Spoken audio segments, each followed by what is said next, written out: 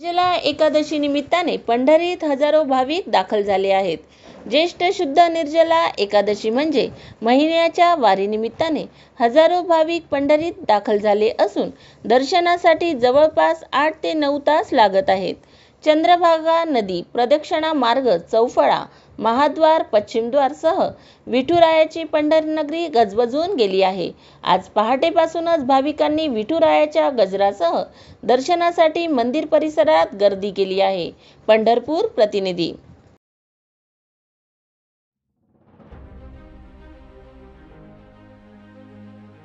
आम्ही शोषित असलेल्या शिवसेना, ठाकरे आणि राष्ट्रवादी काँग्रेस शरद पवार गटाला सांभाळून घेतले आहे, तर महाविकास आघाडी म्हणून आम्ही पुढील निवडणुका लढू, असे वक्तव्य काँग्रेसचे प्रदेशाध्यक्ष नाना पटोले यांनी केले आहे.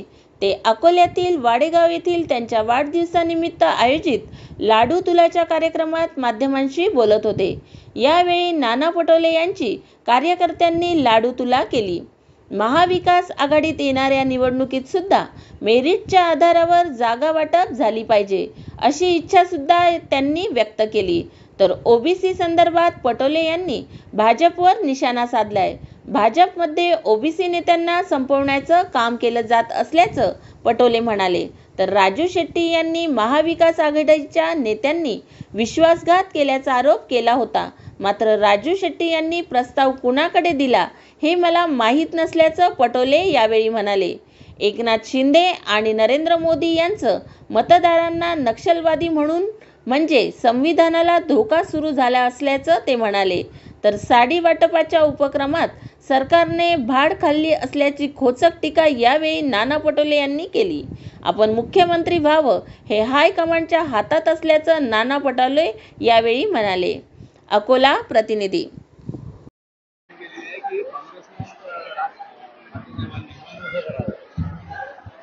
हे चालत राहणार आहे. काँग्रेसवाले पण जास्त मागतील, कार्यकर्त्यांमध्ये तर राहणारच आहे ओढावं. पण आम्ही जे लोकसभेमध्ये सांगितलं होतं की मेरिटच्या आधारावर जागा वाटणी व्हावी, आजही आमची तीच भूमिका आहे. आणि जेव्हा आम्ही सगळेजण बसू त्यावेळेस जागा वाटपाच्या दृष्टिकोनातला नेमका निर्णय घेतला जाईल. आज काँग्रेसवाले कार्यकर्ते पण आणि आमचे नेते पण जागा जास्त मागतात आहेत, शिवसेनेमध्ये मागतात आहेत, राष्ट्रवादीमध्ये मागतात आहेत. हे तर स्वाभाविक राहणार आहे. बसून हा निर्णय केला जाईल.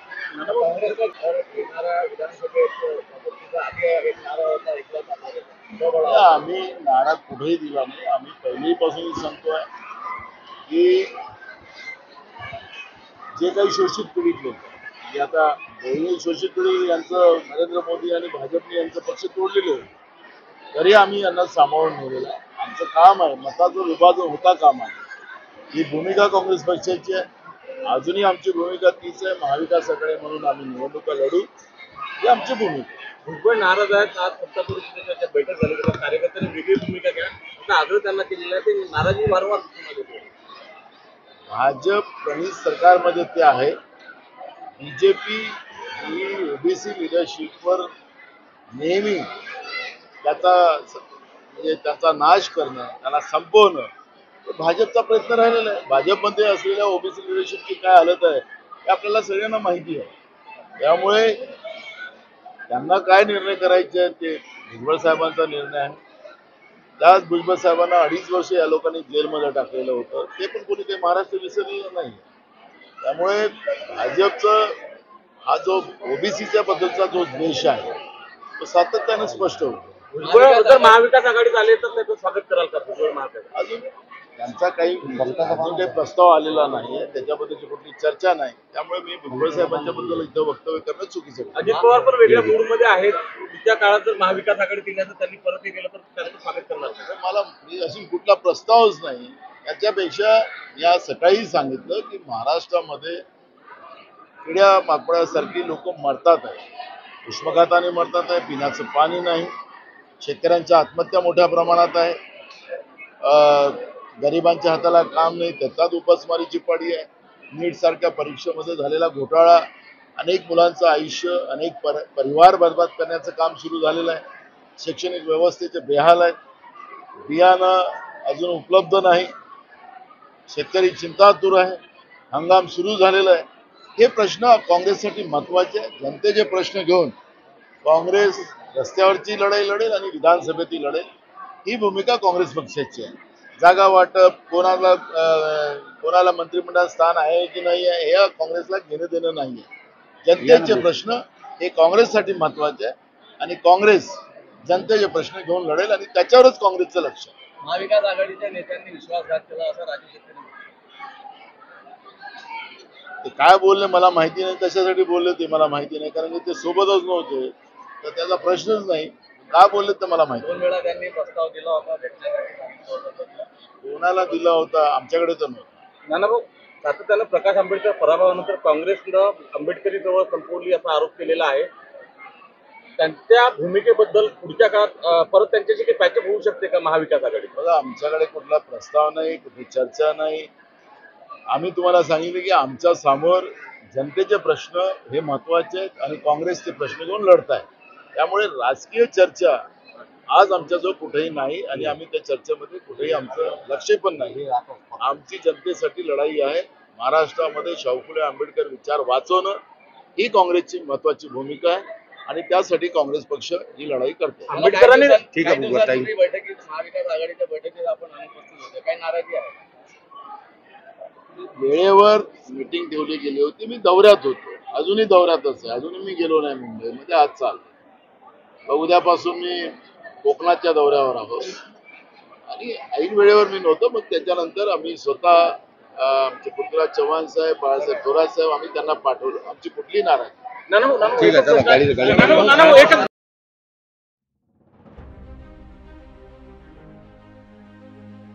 कोल्हापूर ते गोवा शक्तीपीठ महामार्ग विरोधात कोल्हापुरातील दसरा चौक ते जिल्हाधिकारी कार्यालयापर्यंत शेतकऱ्यांचा महामोर्चा काढण्यात आला.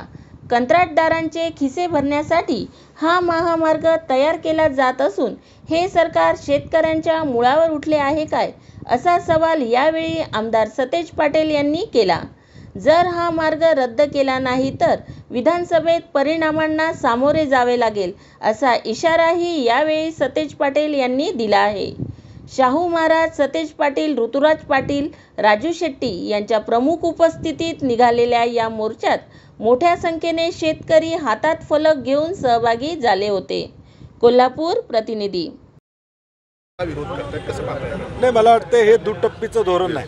तुम्ही विरोधाची भूमिका घ्या, आम्ही हा रडतो म्हणजे तू रडल्यासारखं कर, मी हसल्यासारखं करतो, अशातला हा प्रकार आहे. त्यामुळं हे दुटप्पीचं धोरण शेतकऱ्यांना मान्य नाही. आम्ही कुठल्याही परिस्थितीत कितीही संघर्ष करावा लागू दे, परंतु या रस्त्याला प्रखर असा विरोध आमचा निश्चितपणे असणार. कंत्राटदारांचा खिसे भरण्यासाठी हे आता हे सगळीकडे आपण बघतोय, प्रीपेड मीटरचा विषय असू दे किंवा पुण्यात दिलेले कॉन्ट्रॅक्ट असू देत, वेगवेगळे कॉन्ट्रॅक्ट आज जे काही महाराष्ट्रामध्ये दिले गेलेले आहेत ते सगळे इलेक्ट्रॉल बॉन्ड घेतलेल्या लोकांना दिलेले आहे. आणि म्हणून हा देखील आता उद्या प्रकल्प येईल. ज्यांनी इलेक्ट्रॉल बॉन्डला पैसे कदाचित या निवडणुकीआधी दिले असतील म्हणून हा रस्त्याचं टेंडर, अधिसूचना या सगळ्या गडबडीनं होत आहेत. अनेकांना लोकसभा निवडणुकीत याचा कार्यक्रम पाहायला मिळत आहे. विधानसभा निवडणूक तोंडावर आहे, याचा कुठेतरी काय परिणाम होईल किंवा नाही, लोकसभेला हा मुद्दा ऐरणीवर होता आणि या मार्गावरच्या लोकसभेच्या जागांबाबत लोकांनी काय निर्णय घेतला हे त्यांना माहीत आहे. आणि म्हणून आमची सरकारला सूचना आहे की हा विरोध आहे तो रस्ता रद्द करावा अशी आमची प्रामाणिक मागणी आहे. नाही म्हणजे याचा अर्थ नोटीस काढले, याचा अर्थ दबावाचं राजकारण चालू आहे. म्हणजे कॉन्ट्रॅक्टरची ताकद ही शेतकऱ्यापेक्षा मोठी आहे का, हा निर्णय आता यामध्ये होणार आहे. या राज्यातला शेतकरी महत्वाचा आहे का कॉन्ट्रॅक्टर महत्वाचा आहे, हा निर्णय सरकारने घेणं गरजेचं. त्याच्यानंतरही सरकारने काही पावलं उचलली नाही तर आम्ही आमची भूमिका करू. कोल्हापूरकर म्हणून आमचं आंदोलन तीव्र असणार आहे आणि त्याच्याबद्दलची भूमिका हे आंदोलन झाल्यानंतर जे काही मंडळी आम्ही इंडिया आघाडी, महाविकास आघाडी, सर्व पक्षीय जे काय असतील तिथं बसून आम्ही निर्णय घेऊ की पुढच्या आंदोलनाची दिशा काय असेल.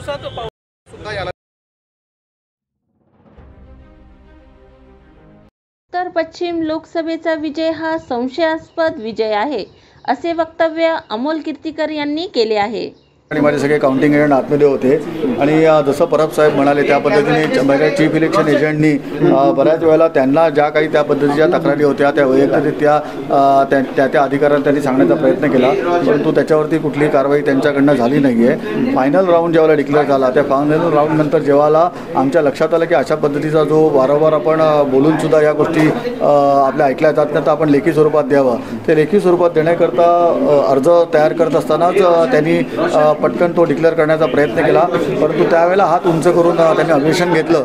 त्यावेळेला त्यांनी असं सांगितलं की मी तर 2 मिनटं इलेक्शन नियमानुसार थांबले होते, तुम्ही का नाही त्यावेळेला ऑब्जेक्शन घेतलं, आता तुमची वेळ निघून गेली आहे. किंवा इलेक्शन कमिशन एजंट आमचे होते त्यांनी हे स्पष्ट सांगितलं की मॅडम तुम्ही थांबल्या जरी असाल तरी तुम्ही कशासाठी थांबलाय हे तुम्ही माईकवरनं अनाऊन्स केलं नव्हतं, मी माझ्या अर्ज लिहिण्यामध्ये व्यस्त होतो. तुम्ही जर का त्याच वेळेला जर का माईकवरनं अनाऊन्स केलं असतं की इलेक्शनच्या नियमानुसार मी 5 मिनटं थांबतोय, कोणाचं ऑब्जेक्शन असेल तर तेवढ्या वेळात तुम्ही घ्यावं, तर कदाचित ती आमची चूक होती. मला असं वाटतं चूक ही त्यांच्या एंडकडनं झालेली आहे आणि त्याच्यावरती त्यांनी मौखिक आदेश म्हणजे त्यांनी सांगितलं की मी स्पीकिंग ऑर्डर देते, मी मौखिक आदेश देते आणि तुमची ही कंप्लेंट मी ग्राह्य मानत नाही, तुम्हाला जर का काय द्यायचं असेल तर लेखी स्वरूपात द्या असं त्यांनी सांगितलं. त्याप्रमाणे आम्ही त्यांच्याकडे दिलेलं आहे. पंढीलकर यांचा या मोबाईल वापरत होते याबाबत तुमच्याकडे काही कल्पना नाही? मला काहीच कल्पना नाही, कारण ती घटना ज्यावेळेला घडली ना ती साधारण 2-2:30च्या दरम्यान घडली असं माझ्या कानावर आलं आहे आणि त्यावेळेला मी आतमध्ये नव्हतो. अधिकारी म्हणतात ईव्हीएम हॅक नाही करू शकत अशा पद्धती चुकीचे नाही. आता ते बघा ईव्हीएम हॅक होत आहे की नाही होत आहे, परंतु या मतदारसंघातला विजय हा संशयास्पद विजय आहे. त्या संशयास्पद विजयाला अनेक कारणं आहेत, अनेक त्याच्या काही गोष्टी आहेत, त्या गोष्टी आम्ही आमच्या इलेक्शन पिटिशनमध्ये आम्ही घेणार आहोत. अमोल कीर्तिकारांनी बराच उशीर लावला माध्यमांसमोर त्यांची भूमिका जाहीर करायला, काय नाही? बघा कसं आहे की शेवटी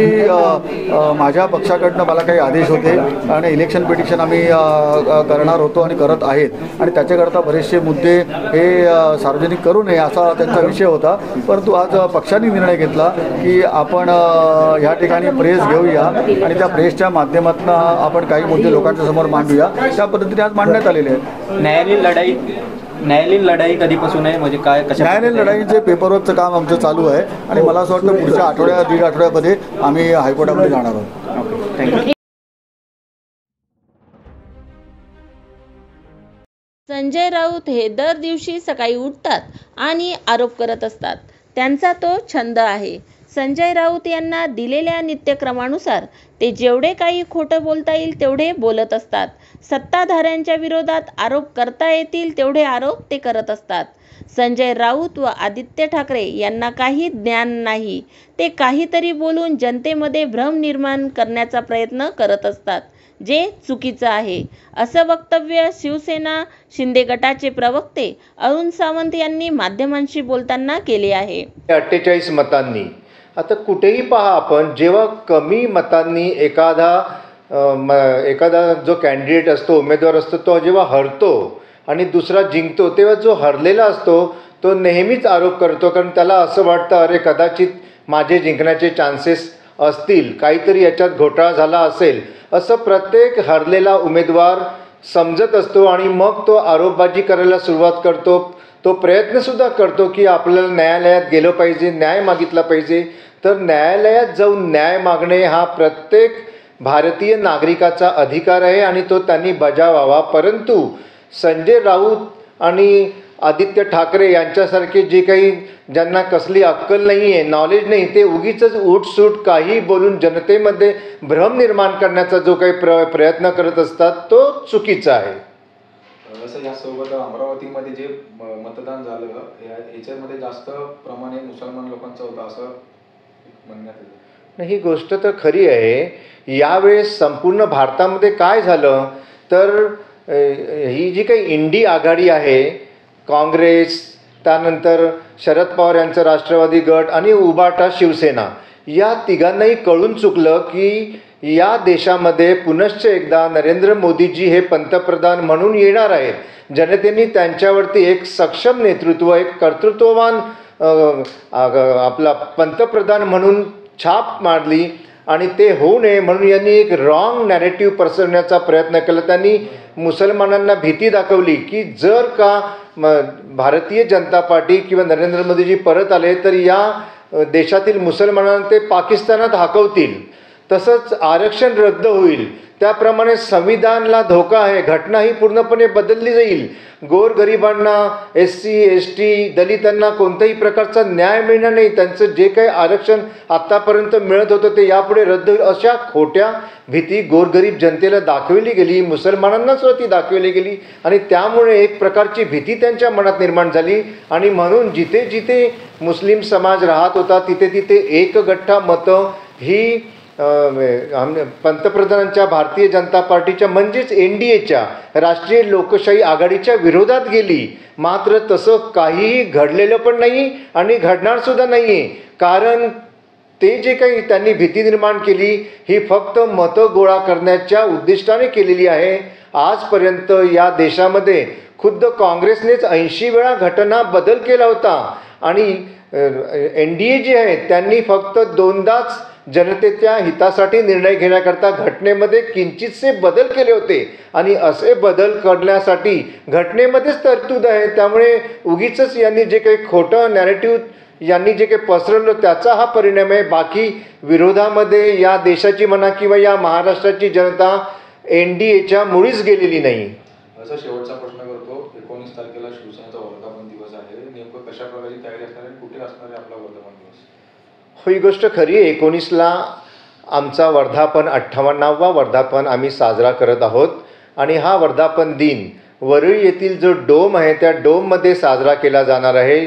जो काय विजय आम्ही एवढ्या सगळ्या खोट्या नॅरेटिव्हमधून सुद्धा आम्ही जो मिळविला, या मुंबईमध्ये आम्हाला सर्वात जास्त मतं मिळाली शिवसेनेला.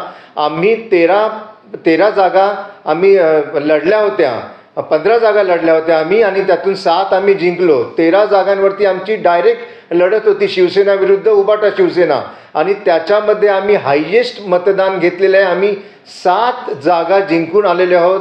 या राज्यातील मराठी जनतेने, या मुंबईतील मराठी जनतेने जी जनता आदरणीय स्वर्गीय बाळासाहेब ठाकरे यांच्या विचारांच्या बाजूने होती, त्यांनी आम्हाला पाठबळ दिलं, आम्हाला मतदान केलं आणि आम्ही म्हणूनच जिंकून आलो आणि म्हणून आम्ही हा वर्धापन दिन यावेळेस अतिशय उत्साहात मोठ्या प्रमाणात साजरा करणार आहोत. संपूर्ण महाराष्ट्रातून वेगवेगळ्या विभागातून पदाधिकारी कार्यकर्ते या मेळाव्यासाठी स्वखुशीने येणार आहेत आणि अतिशय उल्हासात हा आमचा वर्धापन दिन साजरा झालेला आपण सर्वजण पाहाल. उत्तर पश्चिम मतदारसंघाच्या निकालाबाबत बोलताना अरुण सावंत म्हणाले की उत्तर पश्चिममध्ये वाईकर 48 मतांनी जिंकले. एवढ्या कमी मतांनी जेव्हा एखादा उमेदवार हरतो तेव्हा तो हरणारा उमेदवार नेहमीच आरोप करतो, कारण त्याला वाटत असते की यात माझे जिंकण्याचे थोडे तरी चान्सेस असतील. मग तो उमेदवार आरोपबाजी करायला सुरुवात करतो. तो प्रयत्न देखील करतो की आपण न्याय मागितला पाहिजे.